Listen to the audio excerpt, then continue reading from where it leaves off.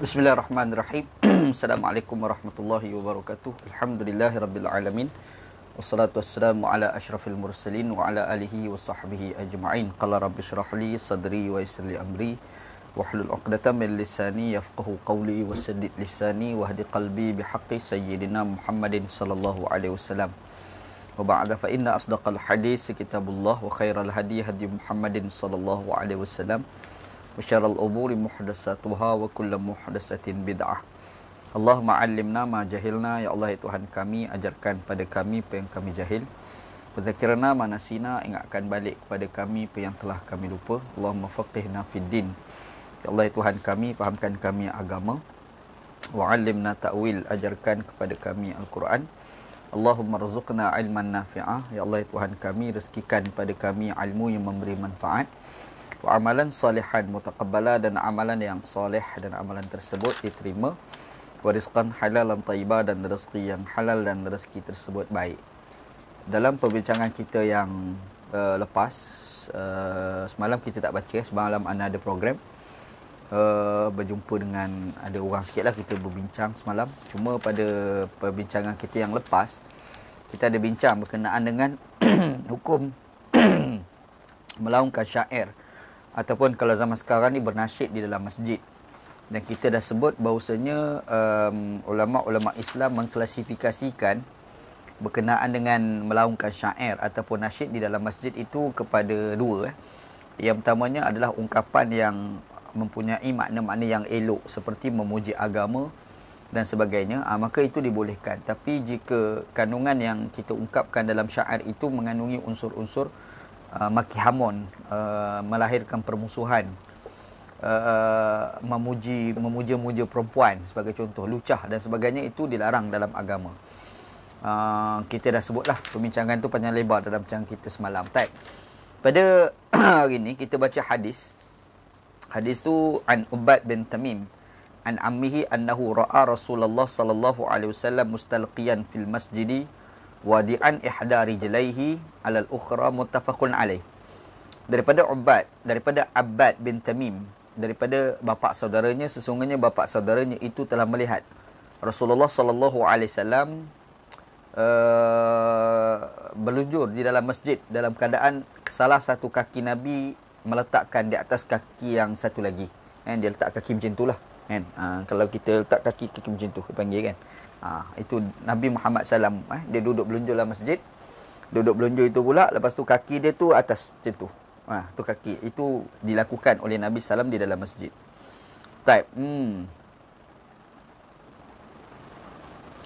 Qauluhu wadi'an ihda rijlaihi 'alal ukhra. Dalam hadis ni ada menyatakan bahawasanya salah satu kaki Nabi letak di atas kaki satu lagi. Qala al-Khattabi fihi anna an-nahya al-warida an dhalika mansukhun. Kata Imam Al-Khattabi, dia kata sesungguhnya tegahan daripada kita meletakkan kaki di atas tegahan meletakkan kaki di atas kaki satu lagi itu, dikatakan tegahan itu adalah mansukh.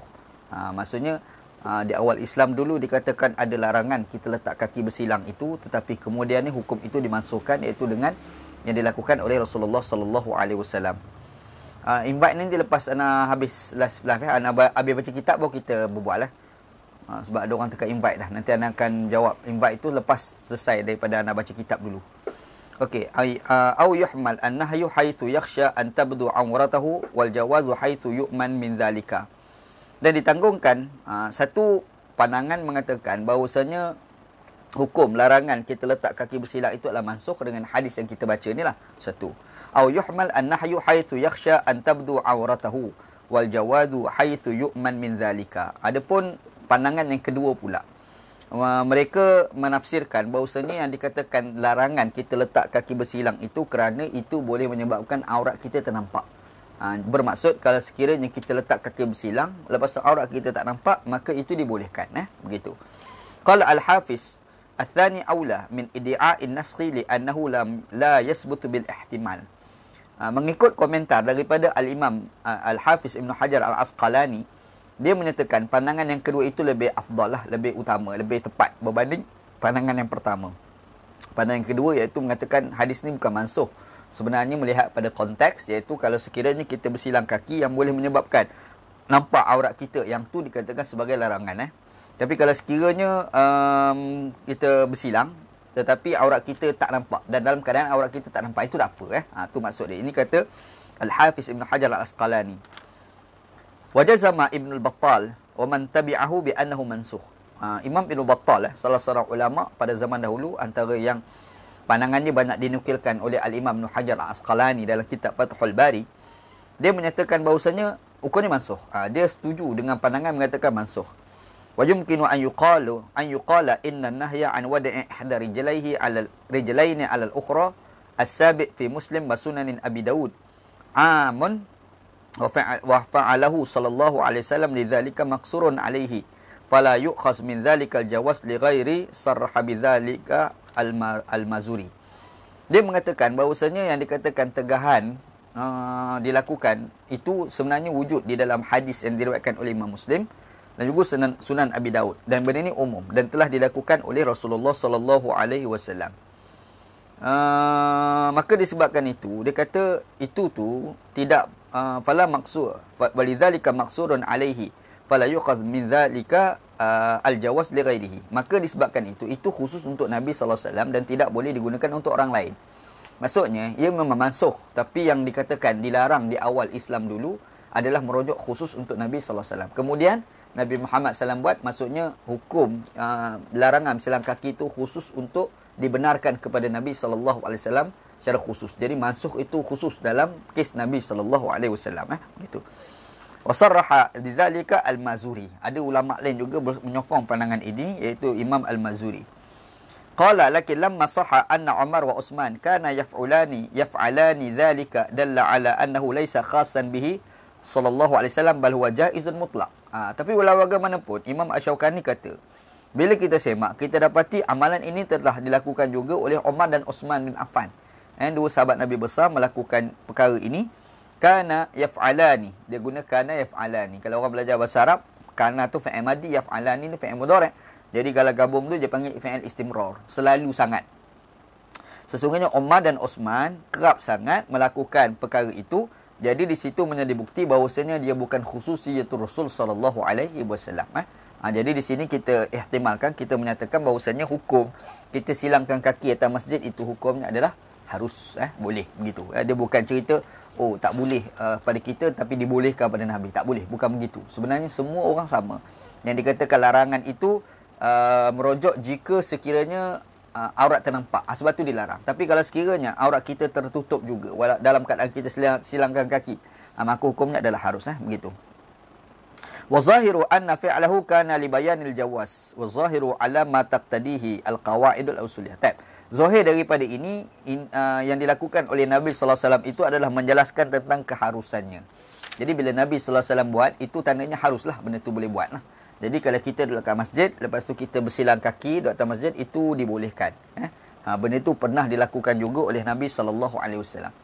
Cuma kita kena ingatlah, walaupun cerita dalam hadis ni nampaknya Nabi sallallahu alaihi wasallam tu buat, tapi bukan bermaksud amalan itu sunnah, bukan. Kita dah sebut tadi, sebenarnya yang dilakukan oleh Nabi sallallahu alaihi wasallam itu adalah lambang benda tu adalah dibolehkan. Bila Nabi buat, bukan mesti benda tu sunnah. Bila Nabi Muhammad buat, ada satu unsur, iaitu Nabi Muhammad nak mengajar hukum kepada kita. Jadi kita pun tahu hukumnya adalah harus, begitu. Ingat situ. Sebab ada orang kata, apa Nabi Muhammad buat, maka sunnah belaka. Tak, belum tentu juga. Kadang-kadang Nabi Muhammad buat tu bukan sebab sunnah. Nabi Muhammad SAW buat tu sebab benda tu harus. Benda tu dibolehkan, gitu. Taib. Hadis yang seterusnya. An Abdullah bin Umar annahu kana yanamu wa huwa syabun azibun la ahla lahu fi masjid Rasulullah sallallahu alaihi wasallam, rawahu al-Bukhari wa Nasa'i wa Abu Daud wa Ahmad. Wa lafzuhu kunna fi zaman Rasulullah sallallahu alaihi wasallam nanamu fil masjid wa nuqilu fihi wa nahnu syababun. Qala al-Bukhari. Wa qala Abu Qilabah an Anas qadima rahtun min uqlin ala Nabi sallallahu alaihi wasallam fakanu fi suffati. Wa qala Abdurrahman bin Abi Bakar kana ashabu suffati al-fuqara. Taib. Daripada Abdullah bin Umar, sesungguhnya dia kerap sangat tidur dalam masjid Nabi sallallahu alaihi wasallam, yang ketika itu dia adalah anak muda bujang yang tidak ada ahli keluarga. Siapa dia ni? Abdullah bin Umar, anak kepada Umar bin Al-Khattab radhiyallahu an. Yang hadis ni Imam Bukhari riwayat, Nasa'i, Abu Daud, Ahmad riwayatkan hadis ni, menyatakan bahawasanya Abdullah pada ketika itu dia ni anak muda, bujang, tak ada ahli keluarga, dia kerap sangat tidur kat masjid. Dah tak ada siapa kan, ahli keluarga tak ada, isteri tak ada, anak tak ada lah, apalah, tidur kat masjid lah dia ni. Kerap sangat lah, bukan sekali-sekala, kerap sangat. Hadis ni diriwayatkan oleh Imam Bukhari, Nasa'i, Abu Daud dan Ahmad. Dalam lafaz Imam Ahmad, dia kata, kunna fi zamani Rasulullah SAW nanamu fil masjidi wa nuqilu fihi wa nahnu syababun. Dalam riwayat yang lain digunakan perkataan, kami selalu sangat tidur di dalam masjid pada zaman Nabi SAW. Bahkan kami bila qailulah ni tidur sekejap pada waktu tengah hari, sebelum zuhur tu kan. Sebelum zuhur tu kita tidur sekejap. Tidur taruh cadang untuk kita nak berehat supaya nanti malam nanti kita boleh bangun tahajud. Dia panggil nuqilu. Qailulah dia panggil. Qailulah ni sebenarnya daripada kalimah qalil. Qalil ni makna sedikit. Qailulah tidur sedikit. Tidur sekejap. Dan ketika itu kata dia, kami tidur kat masjid. Kami qailulah kat masjid. Ketika itu kami ni bujang. Kami ni tidak ada anak dan isteri. Hadis ni diriwayatkan oleh Al-Imam Al-Bukhari. Taib. Wa qala Abu Qilabah an Anas. Daripada berkata Abu Qilabah daripada Anas bin Malik radhiyallahu an. Telah datanglah satu kelompok dari kalangan golongan Uqal kepada Nabi sallallahu alaihi wasallam, dan mereka itu duduk dekat sofa. Disebut sofa. Dan berkata Abdurrahman bin Abi Bakar, gengnya sofa ni adalah orang-orang miskin. Ahli sofa ni adalah orang yang duduk kat beranda masjid Nabi sallallahu alaihi wasallam. Dan ahli sofa ni tidak pernah wujud kecuali selepas daripada hijratul Rasul sallallahu alaihi wasallam ke Madinah. Dan bila ada Masjid Madinah, di situlah timbul ahli sufah. Di Mekah tidak ada ahli sufah lagi. Ahli sufah ni tak timbul. Tetapi ahli sufah ni timbul apabila Nabi SAW telah hijrah ke Madinah. Tak. Jadi ahli sufah. Jadi bila sebut ahli sufah, duduk kat beranda masjid Nabi, hari-hari dekat masjid Nabi, menandakan mereka ni adalah orang yang duduk kat masjid. Tidur dekat masjid. Jadi timbul persoalan, tidur dekat masjid ni boleh ke tidak? Kalau kita tengok kepada hadis ni, rupa-rupa amalan ini dilakukan oleh sahabat Nabi. Antaranya adalah Abdullah bin Umar radhiyallahu an, dan yang keduanya adalah ahli sufah. Di kalangan para sahabat ahli sufah ni, mereka memang hari-hari tidur dekat masjid. Macam orang tabligh itulah. Kawan-kawan kita orang tabligh tu kan, begitu. Waqad zahaba al-jumhur ila jawazi naumi fil masjid. Jumhur ulama mengatakan harus tidur dalam masjid. Tak apa. Kita duduk masjid tu tak apa. Rawa an Ibn Abbas karahatahu illa liman yuridu salata. Ibn Abbas pula kata, tidur kat masjid ni yang boleh itu bagi orang yang nak semayang. Tapi kalau tak nak semayang, tapi pergi saja-saja tidur, itu makruh. Kita ni driver lori contoh, malam tak tahu mana nak tidur, singgah tidur. Bukan nak semayang. Kalau kita mata-mata tidur, bukan kerana kita nak semayang, maka ketika itu tidur tu makruh. Tapi kalau kita ni nak semayang, sementara tunggu nak waktu semayang tu lambat, tidur sekejap. Yang tu tak apa. Yang tu harus. Kata sahabat Nabi nama Abdullah bin Abbas radhiyallahu anhu. Jumhur kata tak. Jumhur kata boleh, harus begitu. Wa an Ibni Mas'ud mutlaqan. Abdullah Mas'ud kata tak, harus mutlak. Tak ada kaitan kita tidur sebab nak tunggu semayang ke ataupun tak tunggu semayang ke, harus belaka. Kata siapa ni? Abdullah bin Mas'ud radhiyallahu anhu, sahabat Nabi. Wa an Malik at-tafsil baina man lahu maskanun fayukrah wa baina man lam maskan lahu fayubah. Dia kata dari pandangan Imam Malik, dia ada pendetilan sikit. Imam Malik menyatakan bahawasanya kalau orang tu ada rumah tetapi tidur dekat masjid, makruh kata dia. Dia ada rumah tapi saja tidur kat masjid, itu makruh. Tapi kalau sekiranya dia tidak ada rumah, dia tidur kat masjid, itu harus. Kata Imam Malik rahmatullah alaih, begitu. Habis. Maksudnya di sini kita boleh simpulkan tidur di dalam masjid hukumnya adalah harus. Cuma khilafnya tentang pandangan Ibn Abbas radhiyallahu anhuma yang dia menyatakan makruh jika orang tu tak ada tujuan nak pergi semayang. Saja-saja je pergi masjid tidur. Yang tu makruh. Tapi kalau tak ada faktor tu, dia memang pergi tu sebab dia nak semayang. Lambat sekali nak semayang, dia tidur dulu sementara waktu kan. Yang tu harus. Itu pandangan Ibn Abbas radhiyallahu anhuma. Baik. An Aisyah radhiyallahu anha qalat usibu Sa'd bin Mu'az yaumal Khandaq. Ramahu rajulun min Quraisy yuqalu lahu Habban bin Araqah fil Aqhal. Fadaraba alaihi Rasulullah sallallahu alaihi wasallam khaymatan fil masjid liya'udahu min qaribin muttafaqun alaih. Daripada Aisyah radhiyallahu anha berkata, seorang sahabat nama Sa'ad bin Mu'az pada peperangan Khandaq, dia telah dipanah oleh seseorang lelaki daripada Quraisy. Dalam perang Khandaq ada seorang lelaki Quraisy pergi panah kena dekat Sa'ad bin Mu'az ni. Dia ni kena luka lah. Nama tukang panah tu Habbab bin Araqah nama dia. Yang mana kena tu kat mana? Dekat paha dia. Kena dekat paha. Bila kena paha, fadaraba alaihi Rasulullah khaymatan fil masjid. Nabi Muhammad SAW pun buat khemah dalam masjid. Dalam masjid tu Nabi ambil kain susu buat macam khemah tu kan. Jadi letak khemah liya'udahu fil qarib, khaymatan fil masjid liya'udahu min qaribin. Supaya kalau letak dalam masjid, lepas tu kalau ada kaum kerabat je datang nak ziarah-ziarah lah. Macam tu. Maksudnya pada zaman Nabi Muhammad SAW ni, masjid lebih kurang macam hospital. Masjid ni macam wad. Jadi ada orang sakit dalam perang, letak kat situ. Ini pernah berlaku pada zaman Nabi SAW. Baik. Al-hadis yadullu ala jawazi tarkil marid fil masjid. Wa in kana fi zalika mazinnatul khuruj syai'in minhu yatanajjasu bihi al-masjid. Dia kata hadis ni menjadi dalil bahawasanya harus kita menjadikan orang sakit duduk dalam masjid. Kan? Boleh masjid. Walaupun memungkinkan keluar darah yang merupakan najis kena pada masjid. Walaupun sampai tahap itulah. Ini dalam kata Imam Asy-Syaukani rahmatullah alaih. Baik. An Abdurrahman bin Abi Bakar qala Rasulullah sallam hal minkum ahadun at'ama al-yawma miskinan. Qala Abu Bakar dakhaltul masjid fa iza ana bisailin yas'alu fa wajadtu kisra khubsin baina yaday Abdurrahman fa akhastuha fa dafa'tuha ilaihi, rawahu Abu Daud.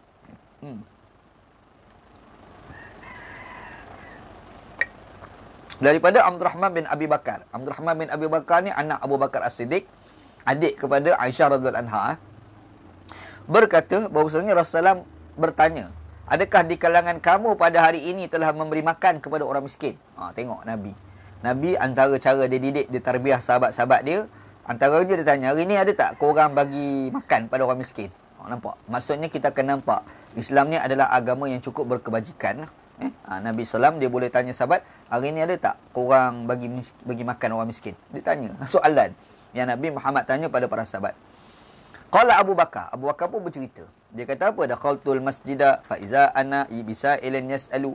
Ceritanya aku masuk masjid, sampai masjid tu aku nampak ada tukang peminta sedekah. Kalau kita ni sa'il ni peminta sedekah, dia minta sedekah. Lalu aku dapati ada pecahan roti di tangan Abdurrahman. Anak aku ni, kata Abu Bakar, adalah dia tengok roti sikit lah kat tangan dia. Lalu kata Abu Bakar, aku ambil roti tadi tu, aku pun bagi kepada si miskin tadi. Tu hadis ya. Hadis diriwayatkan oleh Al-Imam Abu Daud. Begitu. Hadis ni wa qala Al-Munziri qad akhrajahu Muslim fi sahihihi wan Nasa'i fi sunanih.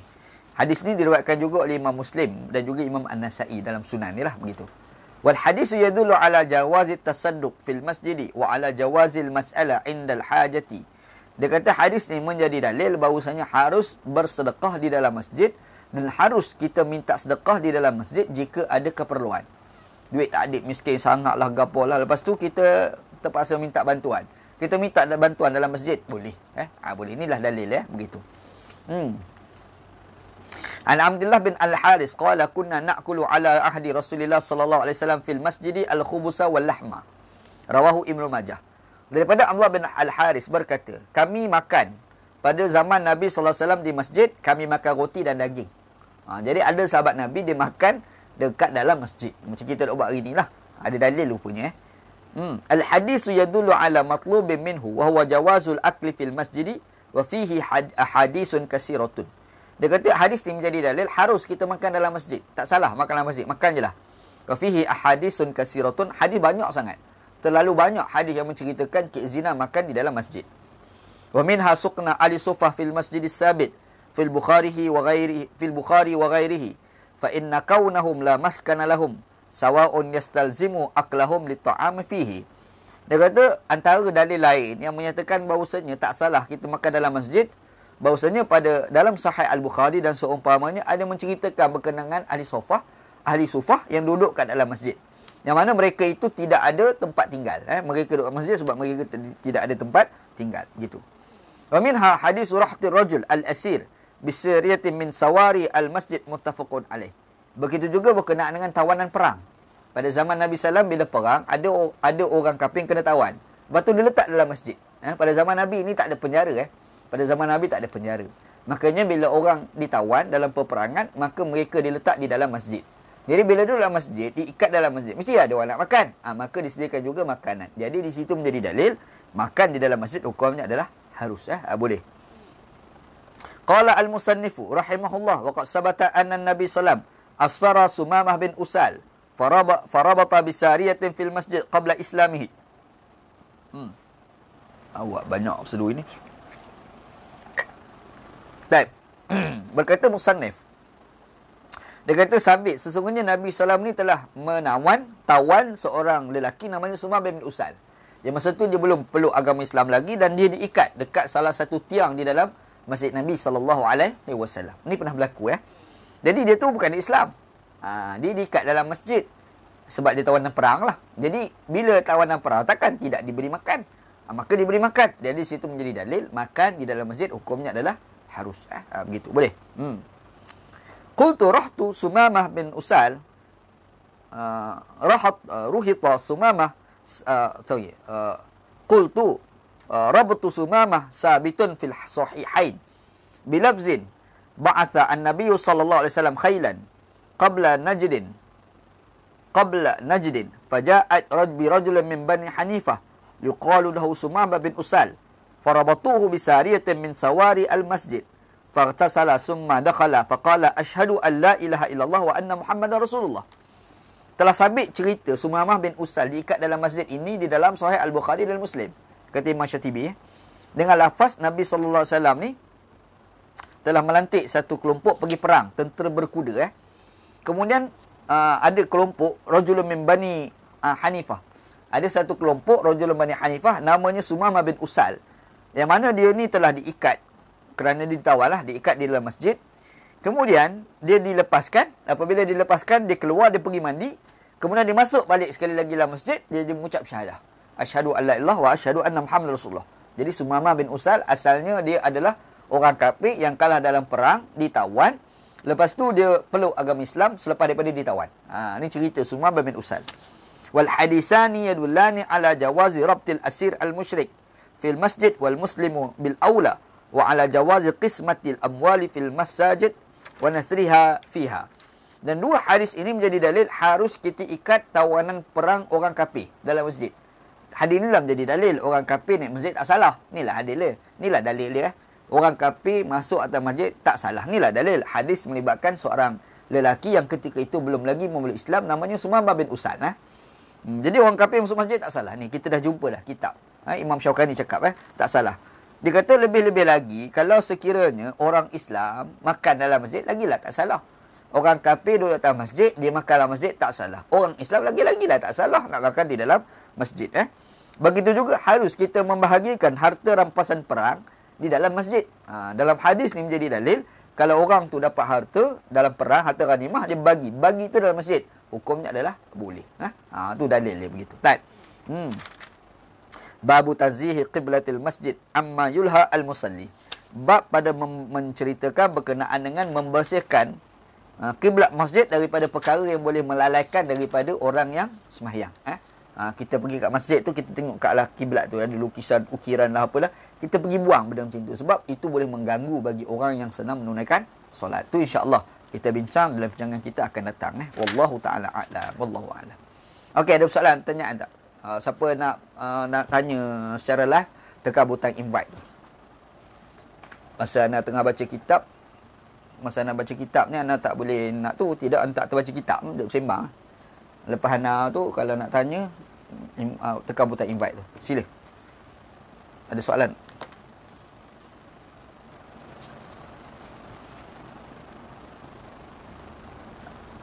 Siapa nak tanya secara live?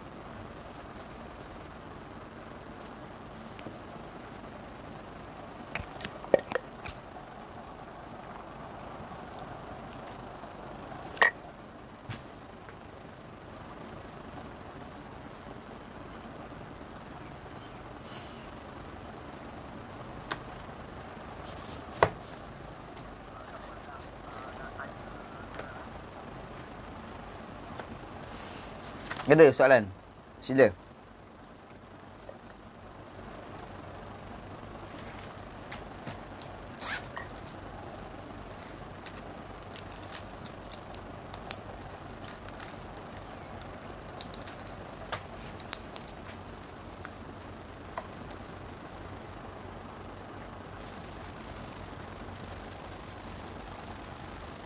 Ada soalan? Ya.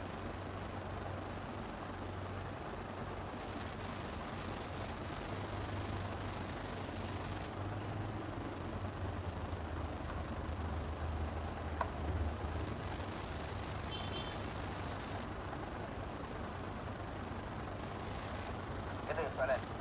Ya. Okey, nasi tak ada lah kot.